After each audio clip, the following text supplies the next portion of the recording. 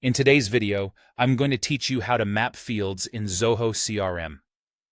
Whether you're a seasoned user or just starting out with Zoho CRM, mastering field mapping is a great way to customize your data entry process and optimize your workflow.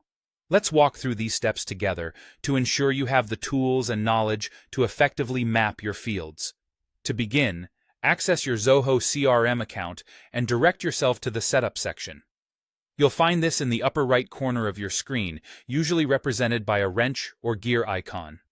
Once you're in the Setup menu, navigate to the Customization section. Within this area, you'll find an option labeled Modules and Fields. This is where all the magic happens, allowing you to customize the modules according to your specific needs. Next, you'll need to choose the particular module you wish to work with. For this example, let's go with the Leads module, quite a common choice for many users. Selecting the module is like opening a toolbox. It gives you all the available options you can adjust to make your CRM work perfectly for you. After selecting the module, go ahead and click on the Layout's gear icon, which is usually denoted by a symbol. It's like your command center for making specific adjustments to how your CRM behaves. When you click the gear icon, you'll see an option for Map Dependency Fields. This is our main area of focus today, opening a page that allows you to define how your fields relate to each other. Once on the Map Dependency Fields page, click on the New button to create a fresh mapping rule. Here, you'll need to select both the parent and child pick list fields.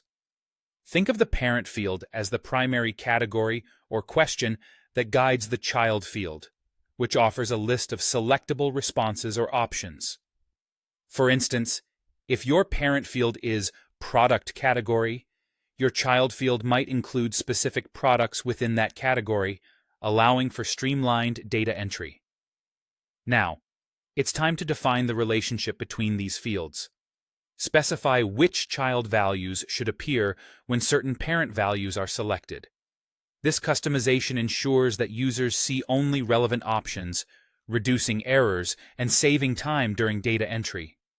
Imagine how useful this can be when dealing with complex datasets, where not all options are applicable to every case.